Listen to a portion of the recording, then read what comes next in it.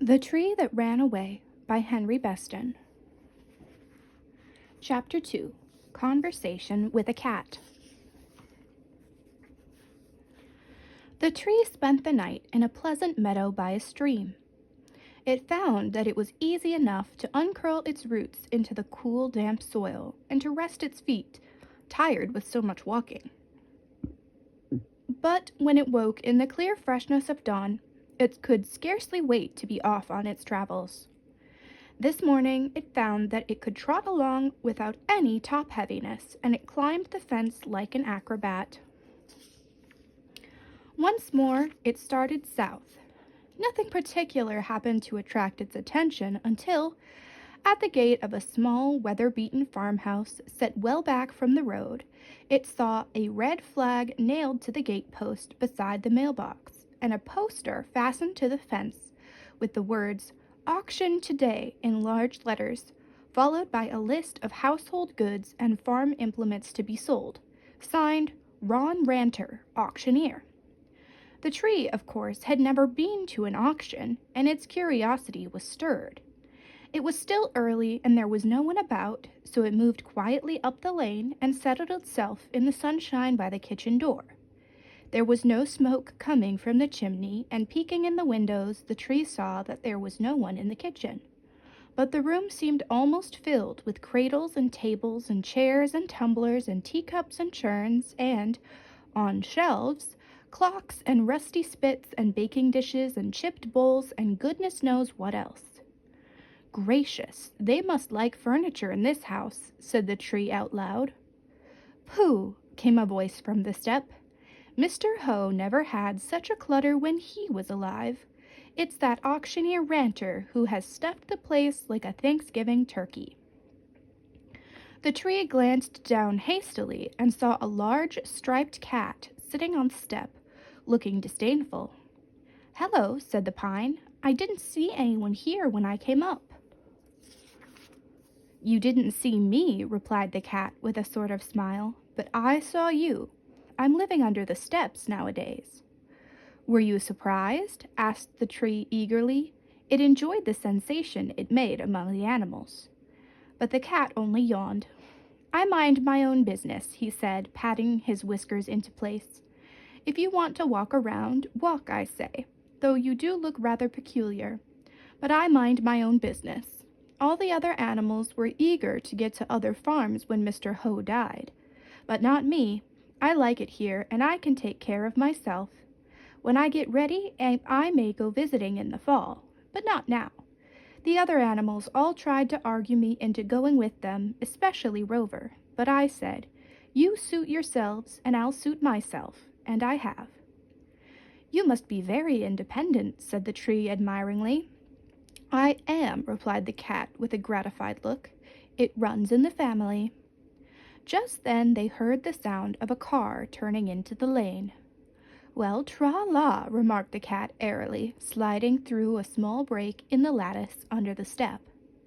When Mr. Ranter drove up, there was no sign of a cat, but things looked a little odd to him. He tipped his hat over his eyes and remarked to his assistant, a thin young man with big wrists, "Say, Bill, do you remember that pine by the step?" Bill squinted at it. "I ain't one to notice trees," he said in a high squeaky voice. "But if it's here today, it must have been here yesterday. You can't get round that, Mr. Ranter." "I suppose not," agreed Mr. Ranter, but he looked puzzled. In his business he had to notice things, and to one accustomed to noticing the smallest crack or the least nod of a lady's head in the 7th row behind the big hat with the roses on it, it did seem funny not to have noticed a sizable pine. "Must be losing my memory," he thought. "Well," he said out loud, "let's be going," and clambered out of the car. The tree was delighted at having puzzled Mr. Ranter, especially after the matter-of-fact way in which the cat had acted over its arrival. Now it watched with interest while Mr. Ranter and Bill carried chairs out of the house and set them in rows facing the back steps, and then brought out various tables and dishes and whatnots, and pictures of Indian maidens in canoes, and presidents of the United States in high collars, and quilts and water jugs, and stood them about opposite the chairs. Looking down toward the steps, the tree saw some whiskers through the lattice, and a pair of eyes that were noticing everything. Soon an old car drove up, and out of it came some ladies dragging baskets and a coffee pot and a lot of bottles in cartons. Apparently one of them was Mrs. Ranter, who was going to sell hot dogs and drinks at lunchtime. "It's such a beautiful day. Lots of people will be sure to come," she said brightly to Mr. Ranter as she carried a basket into the kitchen.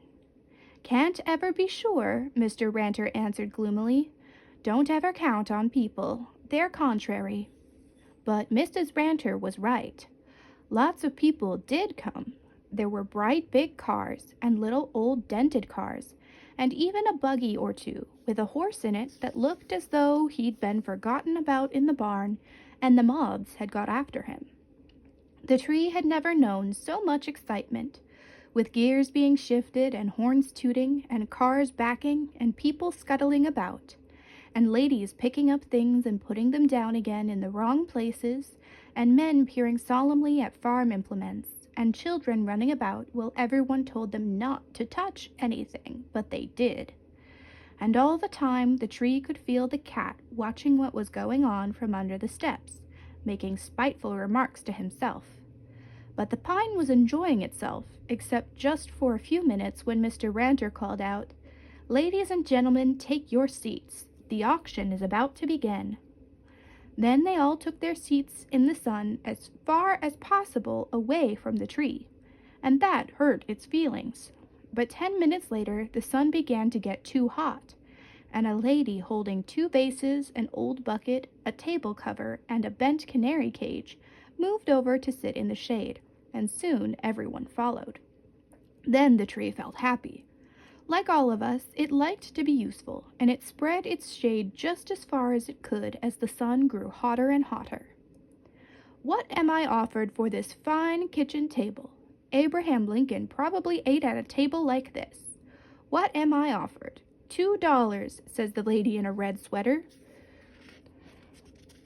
$3? Am I offered $3 for a table of white pine with 4 strong legs? $2.50? $2.50, $3, 4 over there, 5, 6. Now this is something like, but that table is worth $20 if it's worth a cent. You'll be proud of that table when it's been fixed up. $6, 7, anyone say 7? $6, $6, $6, going, gone. Bill, the gentleman over there in the black hat, gets the table. Now, let me have that blue sugar bowl. Ladies and gentlemen, I am now offering as fine a piece of china as ever I laid my eyes on." Mr. Ranter's voice went on, and after a while the pine tree grew sleepier and sleepier. The warm sun shone down through its branches, glistening on all the needles. The voice of Mr. Ranter rose like a sort of windy lullaby, and, soothed by its sound, the pine tree went fast to sleep. It never knew who bought the clock which wouldn't go, nor the cradle which could be used as a wood-box. It never knew what the lady said when she looked closer at her tea set and found that the sugar bowl had lost a handle. It didn't see or hear what happened to the child who discovered the cat under the steps and tried to pull him out. It didn't know when Mr. Ranter became silent and Mrs. Ranter and her friends began to sell hot dogs, coffee, and cold tonics. It didn't hear a lady remark to a friend, "Oh, I don't like my coffee so strong." But the next moment it was awake, and wide awake too, for a cupful of good steaming hot coffee had been poured carelessly over one of its roots. "Ouch!" cried the tree, more startled than hurt, but mad clear through. It pulled its roots angrily out of the ground and started off on its sturdy brown legs, running down the lane. Behind it rose screams and shouts. Ladies fainted, and men turned pale. Children ran to their mammas through uproars of breaking china and crashing tinware. The old horses snorted and reared and broke their hitching straps and galloped wildly over the fields, and Mr. Ranter shouted, "Stop, thief! "Stop, thief!" and waved his arms. Only the cat remained perfectly calm at its peephole under the steps.